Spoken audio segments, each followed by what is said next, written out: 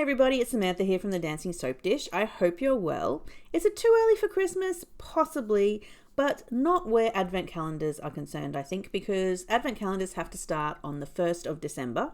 So I think you need plenty of time to get them ready. So I think it's fitting that the tutorial that I'm sharing today is for a DIY advent calendar.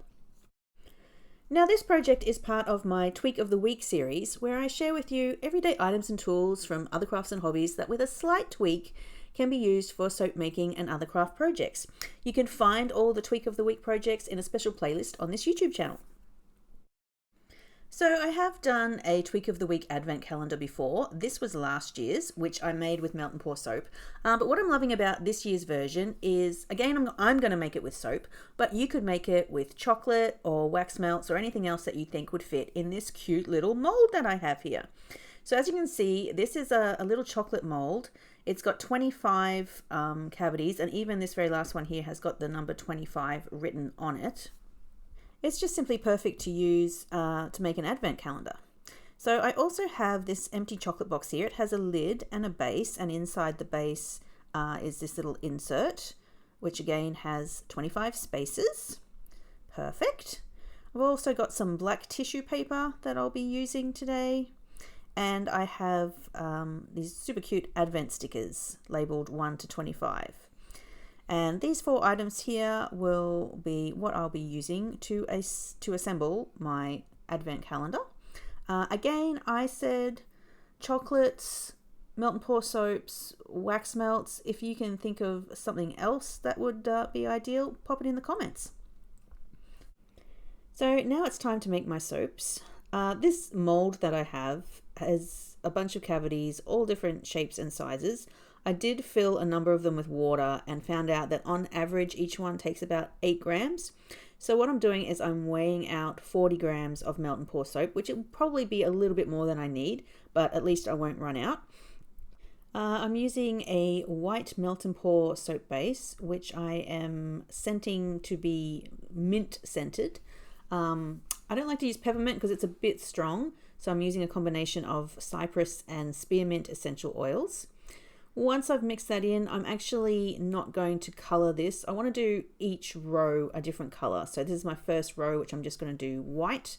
I have some isopropyl alcohol here that I'm just spraying. I've just poured a little bit into each mold, sprayed it with the alcohol to get rid of any bubbles, and now I'm topping them up.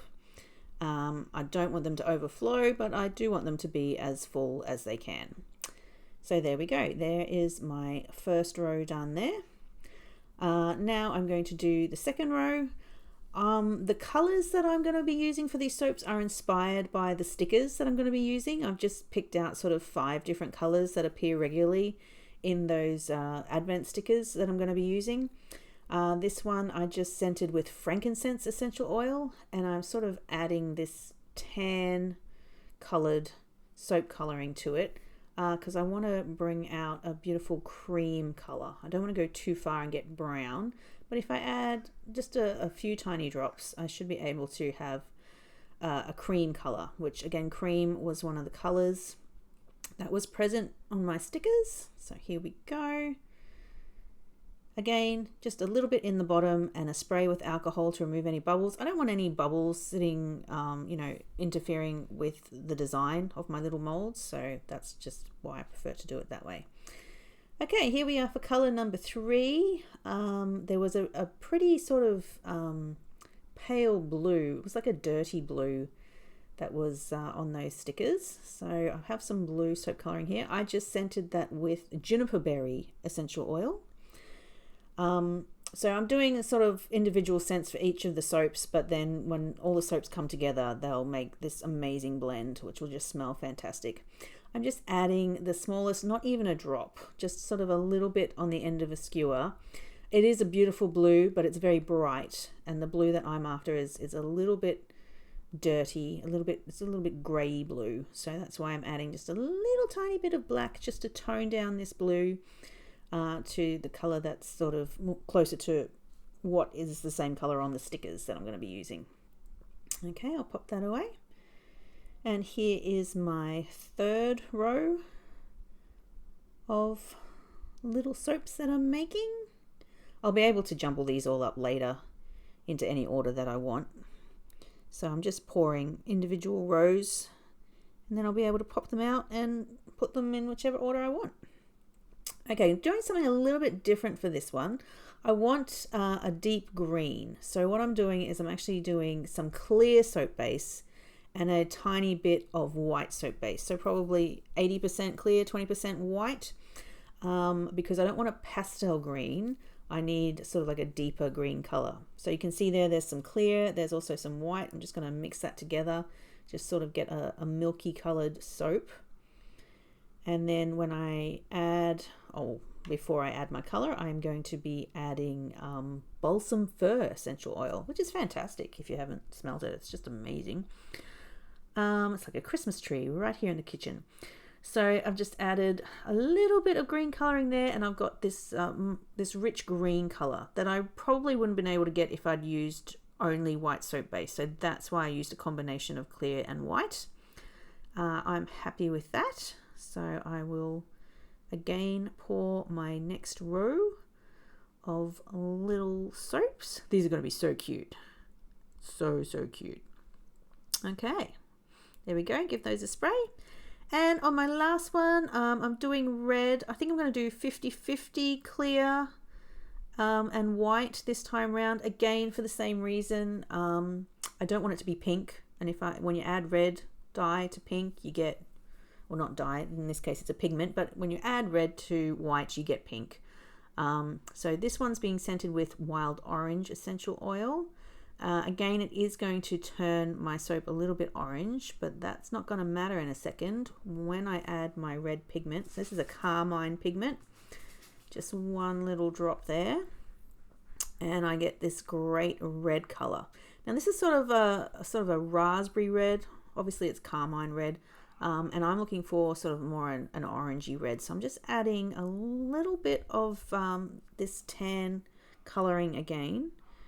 And I'm just trying to bring this red to be a little bit closer to the red that's on the stickers, which is definitely more of an orangey red, not that rich Christmas red. Yeah, I think that's looking pretty good. Once I'm happy with the color, I'll be able to pour my final row of my little stamps. Here we go.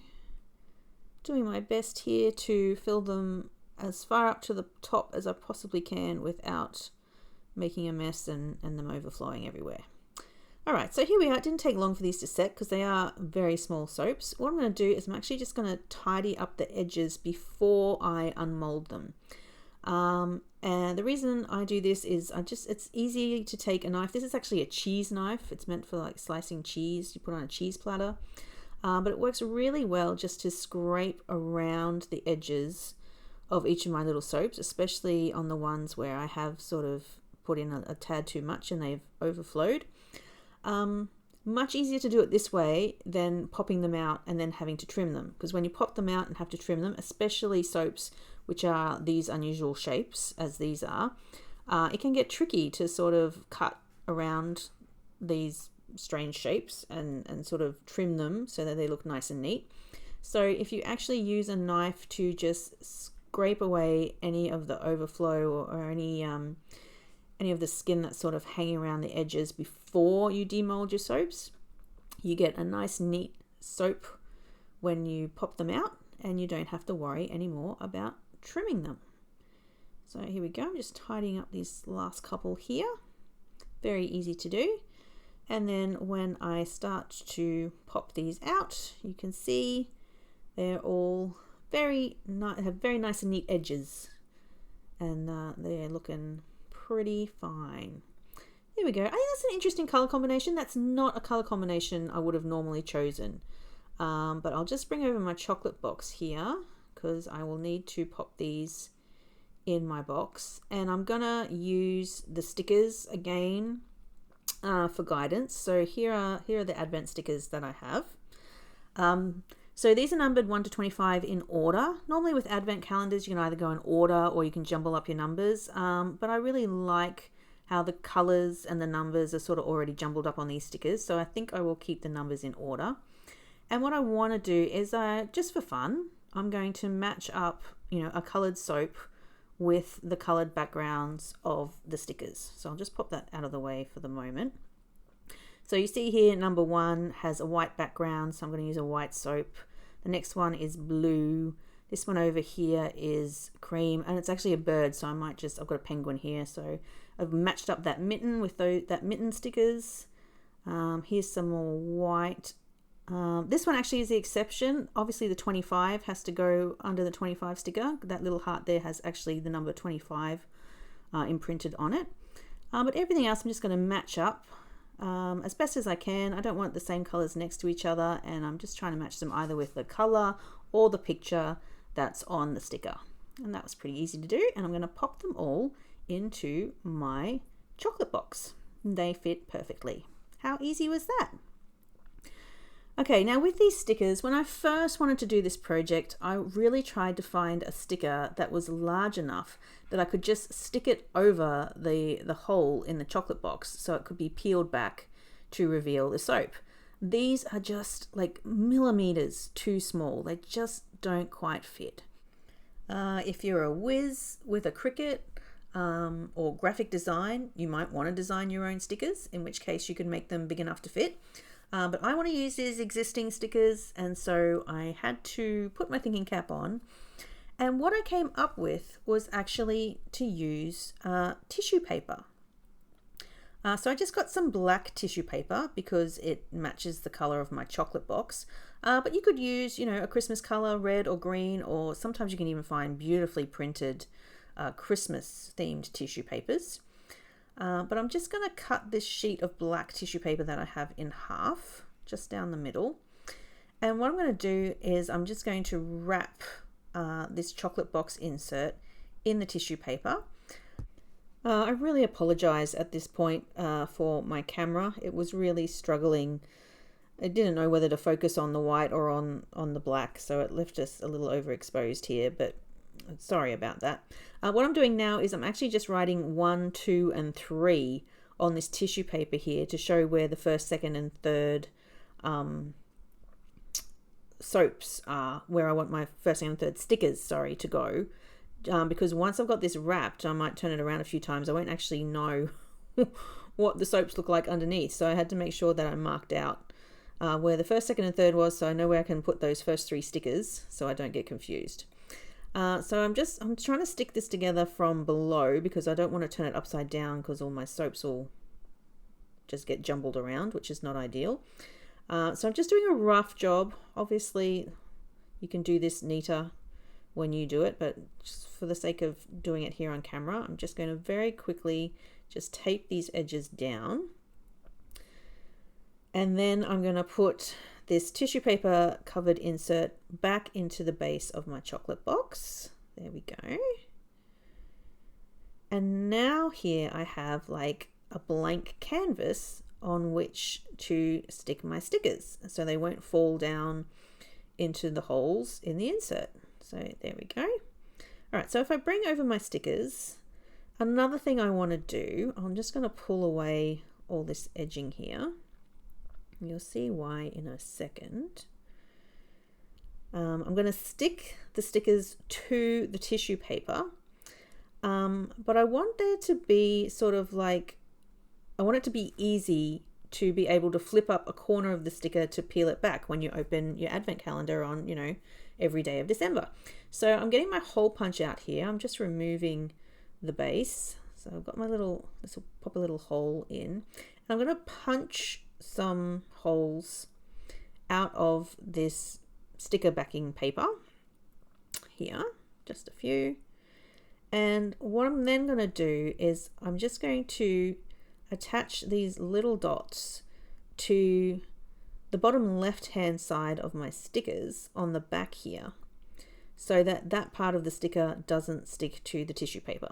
Do you get what I mean? So that when you're looking to peel the sticker back, so the sticker will stick to the tissue paper and you'll be able to sort of flip up this little corner because it won't be stuck to the tissue paper. And then as you peel the sticker back, it will take the tissue paper with it and open to reveal the little soap in its little hole, basically in the chocolate box insert. So that's what I'm going to do here. So I've just placed my first sticker. I can sort of feel through the tissue paper because it's so thin where this first sort of cavity is, and I've placed my number 1 sticker right over the top. Yeah, this this stickers can have sort of different types of adhesive on the back. These ones aren't particularly strong, not super sticky, but I mean stickers vary, but we'll see how we go. So again, I've stuck my little dot down the bottom left hand corner of this number 6 sticker, and I'm just sort of feeling where it should go in the chocolate box. And then I'm just going to do every single number. I'm just eyeballing them. It's not too hard to keep them, oh, there you go. I'm glad they sort of remove quite easily because I put that number 3 in the wrong spot. Okay, so I'm just sticking down the rest, making sure I put them in the right order, and then punching some holes to put on the edges or on the corners as I go. Just lining them up by sight and feel with the tissue paper about which holes they're covering. And then I'm just going to have 25 cute little advent stickers. And once I'm finished, I've pretty much made myself a little advent calendar. How cool is that? Now, you can leave yours as is. If it's for personal use, you can just leave it as is. But if you wanted to say use the cover, you can. So this is the cover. This is a brand new cover, but it was damaged in transit. So I had to have it shipped from another country, and it got dented on the way, which is a shame. It is brand new, but unfortunately that's how it arrived. But what I'm going to do is I actually scanned my page of stickers into my computer. I uploaded it into Canva, and I just made sort of like a little box topper that I printed out on self-adhesive paper. And what I'm going to do is I'm going to put that on the front of my chocolate box to just show that this is an advent calendar. So I'm just cutting out, I can actually just see sort of like the edge of the sticker sheet that I'm cutting along here. I did increase the size a bit. I did enlarge it in Canva to be as big as it could to fit on this A4 sheet of paper. And then I printed it out. And now I have this cute little sort of title sheet here that I can put on the front of my box. And I'm hoping that this will also hide that big ugly crease that I have in it too. It's a shame when that happens, isn't it? It's a problem with Australia. I mean, you have to import a lot of things, and they have to come either by air or sea. They come a long way, and a lot of the time things just get damaged, which is a shame. So I've got all these tricks up my sleeve to cover for these things, because it happens a lot. Alrighty, so again, I'm just eyeballing this, just putting this large sticker in the center of the lid of my chocolate box, which is now my advent calendar box. And how cool is that? And how simple was that? I just did that on my home printer. I scanned it, uploaded it, put a little title on it, and printed it out. And look at that. Advent calendar, handcrafted soap. That is fantastic. And so quick and so easy. Look at that. I love it. Alrighty, so here it is, people. What do you think? Let me know in the comments. It's got a cute little lid, then you open it up, you have your advent calendar inside. I'm going to show you how to use it. I'm not going to leave you hanging. I'm going to take the lid off. So the plan is that you just put your finger under the bottom left hand side of the sticker, where that little dot was that we left. Peel back the tissue paper, which is, very easily teared. It's tissue paper. And you can pull out your cute little soap on the 1st of December. There it is. That one's a snowflake. Again, sorry about the camera work. My poor camera. Struggling with the brightness. It just can't believe how great this advent calendar is. It's just shining. Here is day number 2. We have this cute little blue holly soap here, scented in juniper berry. I mean, this whole thing smells amazing because I've got a mixture of the mint, the juniper berry, the frankincense, the balsam fir, and the wild orange. It is a great Christmas combination, and the whole box just smells amazing. And then there you go. You can pop the lid on and wait till the next day. Well, I really hope you enjoyed this tutorial for a DIY advent calendar. Whether you're using soap or chocolate or wax melts, you can see there are plenty of ideas here. There are amazing stickers online, every color and design you can think of. Get yourself some and get making your very own advent calendar.